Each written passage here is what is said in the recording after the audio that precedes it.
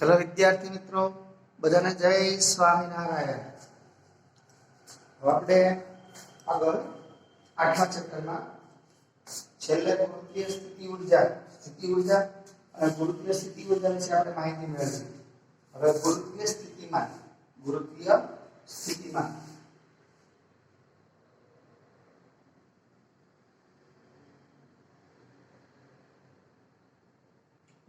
સ્થિતિમાનને v વડે દર્શાવો। v ચલો તો આપણે m દળના પદાર્થની પૃથ્વીના કેન્દ્રથી r અંતરે ગુરુત્વીય સ્થિતિ ઊર્જા આપણે જોઈએ। એ આપણે જોઈએ પહેલા તો m દળનો પદાર્થ જ્યારે પૃથ્વીના કેન્દ્રથી r અંતરે હોય બરાબર ત્યારે એની ગુરુત્વીય સ્થિતિ ઊર્જા એનું સૂત્ર આપણે છેલ્લે જોયું। પૃથ્વીના કેન્દ્રથી r અંતરે રહેલા m દળના પદાર્થ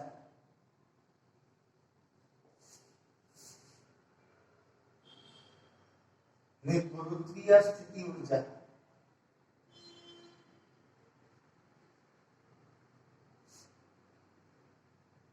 u r is equal to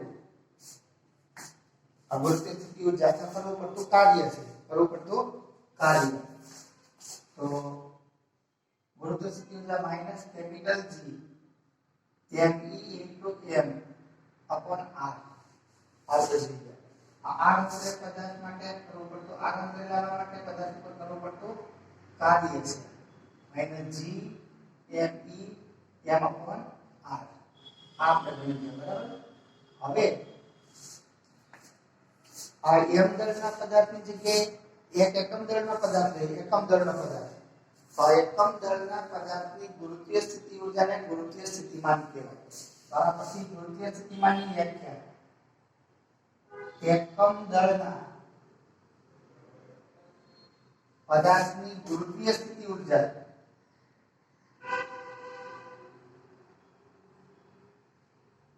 ને ગુરુત્વીય સ્થિતિમાન કહે છે।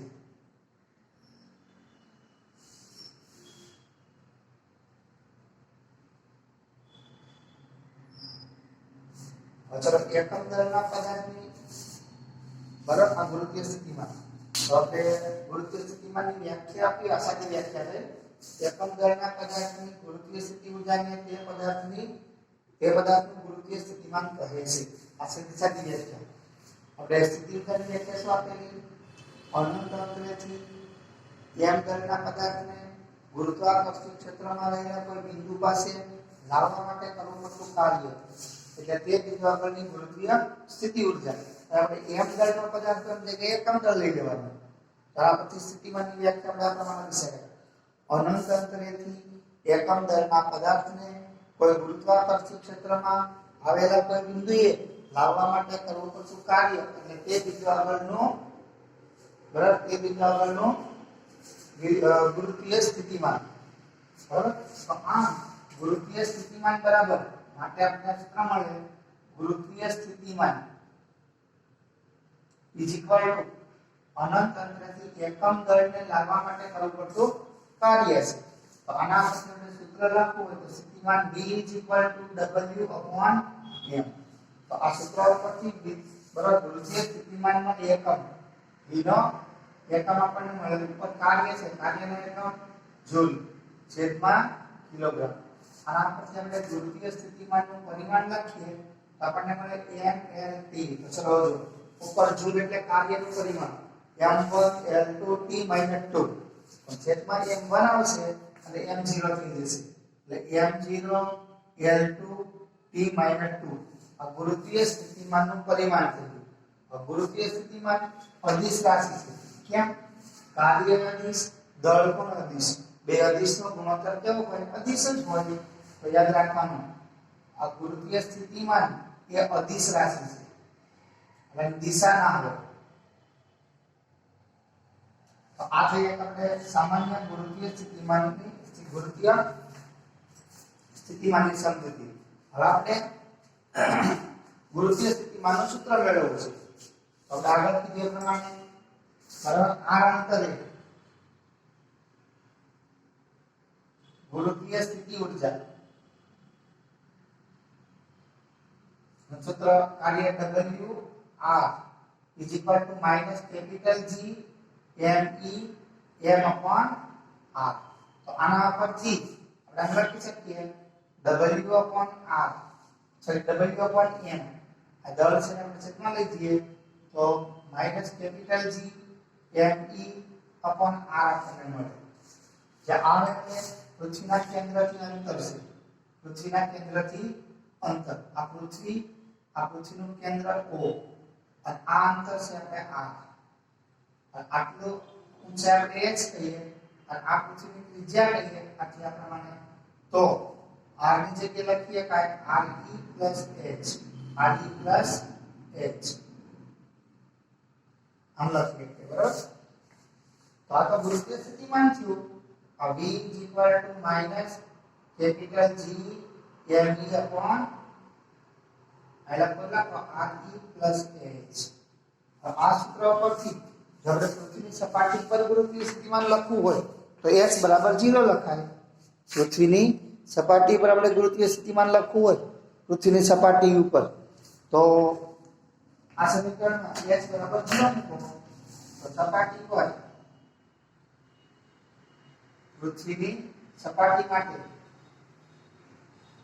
h બરાબર 0. આ h પૃથ્વીની સપાટીની ઊંચાઈ હતી બરાબર. h બરાબર 0 લઈએ તો આપણે પૃથ્વીની સપાટી ઉપર ગુરુત્વીય સ્થિતિમાનનું સૂત્ર મળે minus capital G m e upon r e. સપાટી પરનું ગુરુત્વીય સ્થિતિમાન છે બરાબર. હવે ગુરુત્વીય સ્થિતિમાન અને ગુરુત્વીય સ્થિતિ ઊર્જા વચ્ચેનો સંબંધ તો જોડો. હવે ગુરુત્વીય સ્થિતિ ઊર્જાનું સૂત્ર આપણે જે છે એ પ્રમાણે minus capital G m e બરાબર m upon r e સપાટી માટે હો આવો આપણને મળે. હવે આને આપણે આમ લખીએ કે ચલો જો માઈનસ બરાબર આ g m e upon r e square આપણે લઈએ g m e upon r e square તો આમાંથી આપણે કેપિટલ G m e અને upon r e બરાબર. આ ગુરુત્વીય સ્થિતિમાન છે અને m તો આમ લખીએ કે v m. આ ગુરુત્વીય સ્થિતિ ઊર્જા u ગુરુત્વીય સ્થિતિ ઊર્જા બરાબર ગુરુત્વીય સ્થિતિમાન ગુણ્યા દળ. આ થયો ગુરુત્વીય સ્થિતિમાન અને ગુરુત્વીય સ્થિતિ ઊર્જા વચ્ચેનો સંબંધ u v m. હવે ચલો આ ગુરુત્વીય સ્થિતિ ઊર્જાનું સૂત્ર છે. ગુરુત્વીય સ્થિતિ ઊર્જાનું સૂત્ર એ આપણે ગુરુત્વ પ્રવેગ g ના સ્વરૂપમાં લખીએ તો જો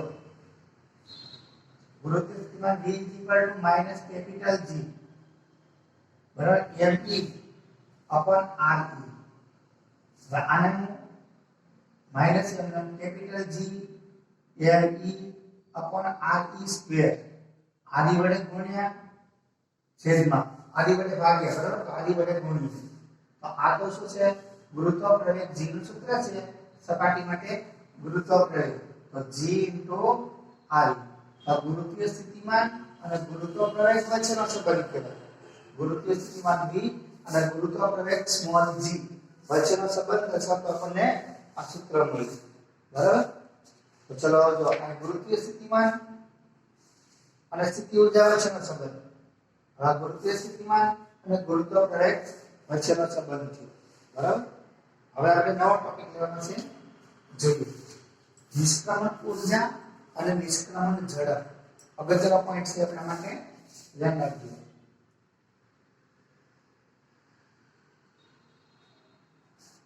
નિષ્ક્રમણ ઊર્જા અને નિષ્ક્રમણ વેગ. વેગ કહીએ તો ઝડપ, નિષ્ક્રમણ ઝડપ એની સમજૂતી. તો ચલો જો એટલે જ્યારે કોઈ પણ પદાર્થને હાથ વડે અથવા બીજા કોઈ યંત્ર વડે જ્યારે પદાર્થને ઉપર તરફ આપણે ફેંકીએ છીએ ત્યારે એ પદાર્થ અમુક ઊંચાઈએ છે અને પાછો નીચે આવે છે. હવે જો પદાર્થને પહેલા કરતા વધારે વેગથી આપણે ફેંકીએ તો પદાર્થ પહેલા કરતા વધારે ઊંચાઈ પ્રાપ્ત કરશે પણ એ ત્યાંથી પાછો જમીન ઉપર આવશે, પદાર્થ નીચે આવશે. તો આમ જેમ જેમ આપણે પદાર્થને વધારે વેગથી ફેંકતા જઈએ તેમ તેમ એ પદાર્થ વધારે ઊંચાઈઓ પ્રાપ્ત કરતો જાય, પરંતુ એ પદાર્થ પાછો મહત્તમ ઊંચાઈ પ્રાપ્ત કરી અને ફરીથી પાછો એ નીચે આવતો હોય છે. હવે જો આપણે પદાર્થને એવા વેગથી ફેંકીએ કે એ અનંત અંતરે ચાલ્યો જાય કે જ્યાં પૃથ્વીનું કોઈ ગુરુત્વાકર્ષણ બળ પદાર્થ ઉપર લાગશે નહીં, અનંત અંતરે ચાલ્યો જાય, તો હવે પદાર્થ મહત્તમ ઊંચાઈ પ્રાપ્ત કરી અને પાછો આવતો હતો, બરાબર, જે પદાર્થને વધારે વેગથી ફેંકતા જઈએ તેમ તેમ પદાર્થ વધારે ઊંચાઈ પ્રાપ્ત કરતો હતો, પરંતુ એ ના ઉપર ગુરુત્વાકર્ષણ બળ લાગતું હતું. ગુરુત્વાકર્ષણ બળને કારણે એ પદાર્થ છે એ પાછો આવતો હતો. હવે આપણે એવા વેગથી પદાર્થને ફેંકીએ કે જે અનંત અંતરે ચાલ્યો છે, એટલે ત્યાં પૃથ્વીનું કોઈ ગુરુત્વાકર્ષણ બળ લાગતું ન હોય. હવે પદાર્થ ઉપર પૃથ્વીનું ગુરુત્વાકર્ષણ બળ ન લાગતું હોય તો પદાર્થ પછી પાછો આવશે નહીં, એટલે કે આ પદાર્થ છે એ પૃથ્વીના ગુરુત્વાકર્ષણ ક્ષેત્રમાંથી છટકી જશે. હવે કોઈ પણ પદાર્થ ઉપર ગુરુત્વાકર્ષણ બળ ક્યાં સુધી લાગે? એક ક્ષેત્રમાં હોય ત્યાં સુધી.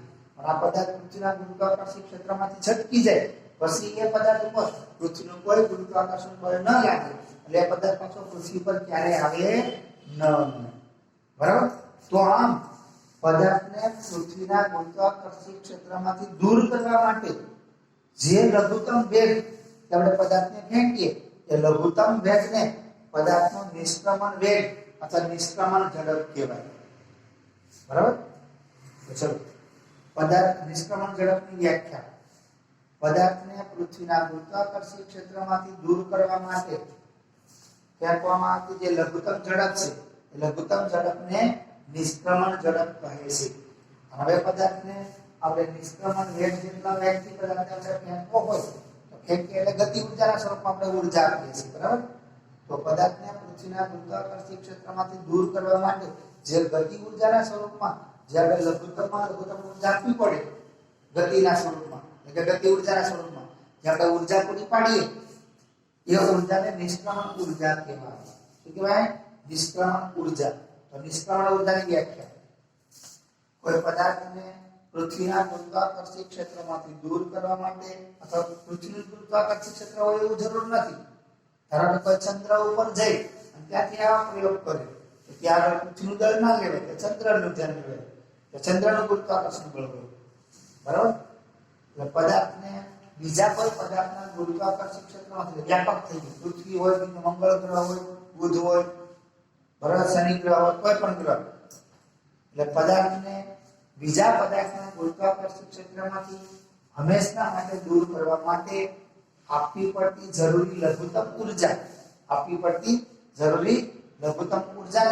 નિષ્ક્રમણ ઊર્જા કહે છે. અને આ નિષ્ક્રમણ ઊર્જા જેટલી ઊર્જા પદાર્થને પૂરી પાડવા માટે, ગતિ ઊર્જાના સ્વરૂપમાં પૂરી પાડવા માટે જે લઘુત્તમ વેગની જરૂર પડે એ લઘુત્તમ વેગને નિષ્ક્રમણ વેગ અથવા નિષ્ક્રમણ ઝડપ કહેવાય. તો આ છે કે નિષ્ક્રમણ ઊર્જા અને નિષ્ક્રમણ ઝડપની વ્યાખ્યા. બરાબર? હવે આપણે આ નિષ્ક્રમણ ઝડપ છે એનો આપણે સૂત્ર મેળવવું છે. ધારો કે પૃથ્વીના કેન્દ્રથી r અંતરે રહેલા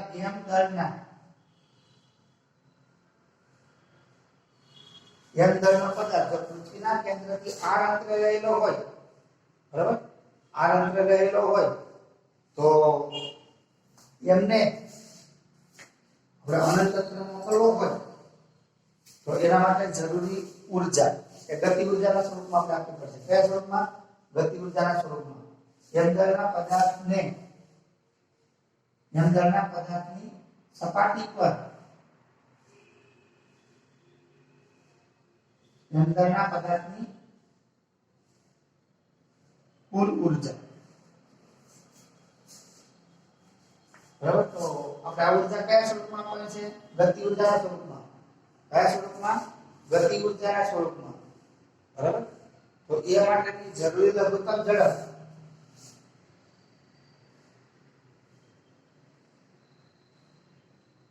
જરૂરી લઘુત્તમ ઝડપ એના આપણે કહીએ vi, જે નિષ્ક્રમણ ઝડપ છે. શું છે? નિષ્ક્રમણ ઝડપ. તો એ ગતિ ઊર્જાના સ્વરૂપમાં આપણે પૂરી પાડવાની છે. તો ગતિ ઊર્જા ઇઝ ઇક્વલ ટુ આપણને મળે છે 1/2 m આ vi સ્ક્વેર. બરાબર. તો નિષ્ક્રમણ ઊર્જા જેટલી ઊર્જા આપણે ગતિ ઊર્જાના સ્વરૂપમાં આપણે પૂરી પાડવાની. બરાબર. તો આ આપણને આટલી કુલ ઊર્જા મળશે. આ પદાર્થને અનંત અંતરે આપણે લઈ જઈએ તો ગુરુત્વાકર્ષણ ક્ષેત્રમાંથી એ મુક્ત થઈ જાય. બરાબર. તો આટલી ઊર્જા એને આપણે ગતિ ઊર્જાના સ્વરૂપમાં પૂરી પાડવી પડે.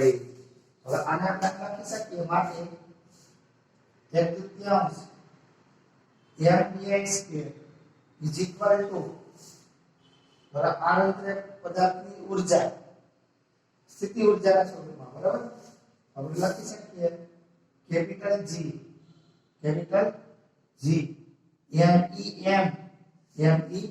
m upon r, જ્યાં આપણે r બરાબર re plus h લઈએ. re plus h. બરાબર. હવે આપણે અહીંથી મૂકીએ કે આ પ્રમાણે જો બંને બાજુથી mm કેન્સલ આપણને મળશે આ vi square is equal to 2 આ બે ગુણાકાર મળે છે capital G me upon r. પદાર્થને ગતિ ઊર્જાના સ્વરૂપમાં પૂરી પાડવાની આવતી જરૂરી લઘુત્તમ ઊર્જા છે. જરૂરી લઘુત્તમ ઊર્જા. બરાબર. અહીંયા v આલસ કે v મિનિમમ લઘુત્તમ વેગ પડે પણ દર્શાવવાનો.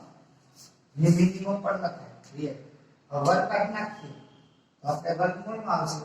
તો vi છાપરામાં 2g me upon r, અથવા તમે આને પણ લખી શકો વર્ગમૂળમાં 2 capital G me upon re plus h.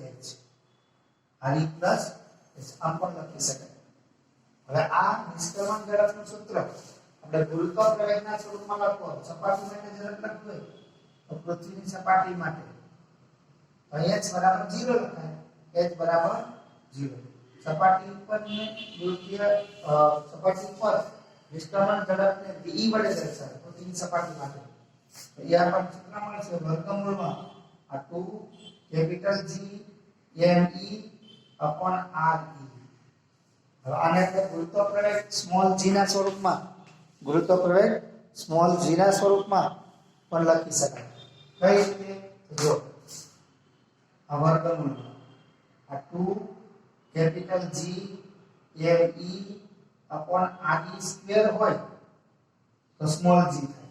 પણ આ re તો re સ્ક્વેર નથી તો re વડે ગુણીએ re વડે ભાગીએ તો આપણને સૂત્ર મળ્યું આ 2 આ small g into re.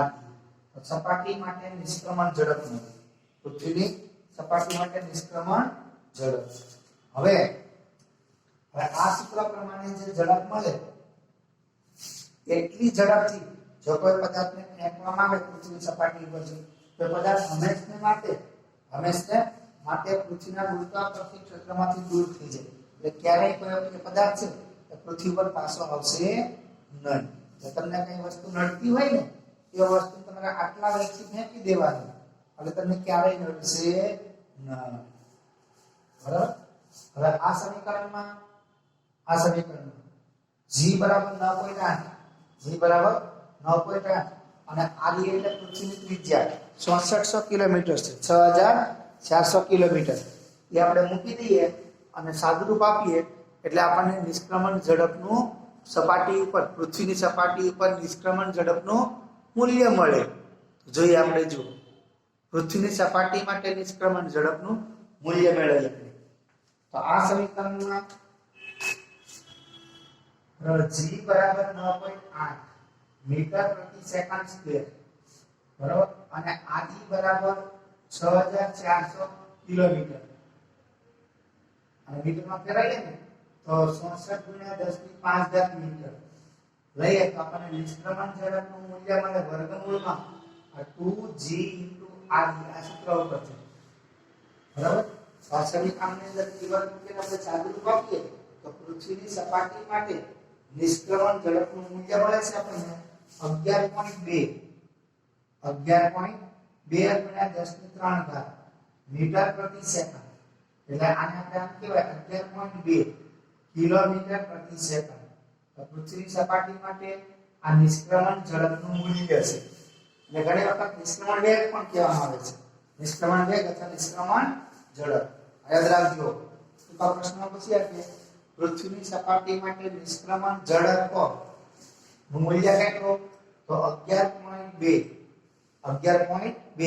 Kilometre પ્રતિ સેકન્ડ એક સેકન્ડમાં 11.2 કિલોમીટર જેટલું અંતર કાપે એટલી ઝડપથી આપણે પદાર્થને પૃથ્વીની સપાટી પરથી ફેંકવો પડે બરાબર હવે નિષ્ક્રમણ ઝડપનું સૂત્ર છે એમાં પદાર્થનું દળ આવતું નથી પદાર્થના દળનો સમાવેશ થતો નથી એટલે એ આપણને શું દર્શાવે છે પૃથ્વીની સપાટી પરથી નાનો પદાર્થ હોય કે મોટો હોય એટલે કે હલકો હોય કે ભારે હોય બરાબર કે ઓછું દળ ધરાવતો હોય કે વધારે દળ ધરાવતો હોય કોઈ પણ પદાર્થને જો આટલી ઝડપથી આપણે ફેંકીએ સપાટી ઉપર તો હંમેશને માટે ગુરુત્વાકર્ષણ ક્ષેત્રમાંથી છટકી જતો હોય છે એ પદાર્થ બરાબર એ આપણે શેના આધારે કીધું આ સૂત્ર આપણે નિષ્ક્રમણ ઝડપનું v વર્ગમૂળમાં 2 capital G m e upon r e આના ઉપર છે કીધું બરાબર હવે આના ઉપરથી હવે ચંદ્રની સપાટી માટે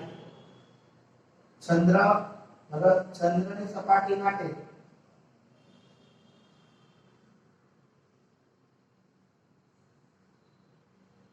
આપણે ચંદ્રની સપાટી માટે નિષ્ક્રમણ ઝડપ જોઈતી હોય તો આપણે લખાય vm ચંદ્ર માટે બરાબર is equal to આ 2 બરાબર કેપિટલ G તો સર્વત્ર અચળાંક છે આ m ની આવશે m ની જગ્યાએ ચંદ્રનું દળ આવે m ની જગ્યાએ ચંદ્રનું દળ આવે mm આ ત્રિજ્યા પણ ચંદ્રની લેવાય કેપિટલ G mm અને એના છેદમાં આવે આ કિંમત મૂકી અને આપણે સાદુરૂપ આપીએ એટલે ચંદ્રની સપાટી ઉપર જે આપણને નિષ્ક્રમણ ઝડપ મળે તો અહીંયા ચંદ્રનું દળ છે ચંદ્રનું દળ mm is equal to 7.36 ગુણ્યા 10⁻22 કિલોગ્રામ કેટલો 7.36 ગુણ્યા 10⁻22 કિલોગ્રામ અને ત્રિજ્યા છે ચંદ્રની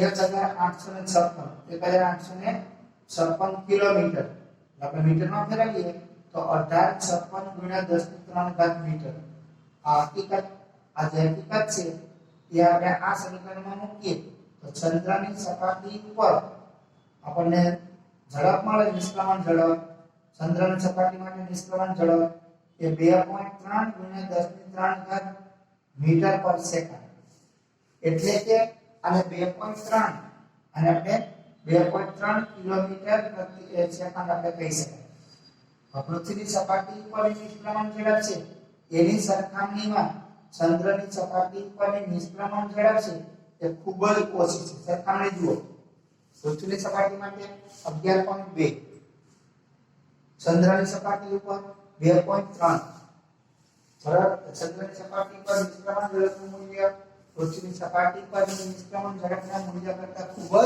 ઓછું આપણને મળે છે હવે જો ચંદ્રની સપાટી ઉપર આ નિષ્ક્રમણ ઝડપનું મૂલ્ય ખૂબ જ ઓછું હોવાથી ચંદ્રની સપાટી પર કોઈ પણ પ્રકારનું વાતાવરણ નથી કેમ વાતાવરણ નથી તો ચલો જો ચંદ્રની સપાટી પર જેવા વાયુના અણુઓનું નિર્માણ થાય વાયુના અણુઓનું બંધારણ જુદા જુદા ઘટકો ભેગા મળી અને વાયુના અણુનું નિર્માણ થાય તો વાયુનો અણુ બને તો ત્યાં ચંદ્રની સપાટી પરના તાપમાનને લીધે એને ઉષ્મા ઊર્જા મળતી હોય ચંદ્રની સપાટી પર ભલે ઉષ્મા ઊર્જાને કારણે બરાબર એને ઊર્જા મળતી હોય છે એ ઊર્જા ને કારણે એને જે નિષ્ક્રમણ ઝડપ મળે એ ઝડપ હંમેશા 2.3 કિલોમીટર પ્રતિ સેકન્ડ કરતા હંમેશા વધુ જ હોય એટલે કે જેવો વાયુનો અણુ બને ત્યારે વાતાવરણમાં એટલે કે ચંદ્રની સપાટી પર ઉષ્ણતામાનને કારણે ઉષ્મા ઊર્જાને કારણે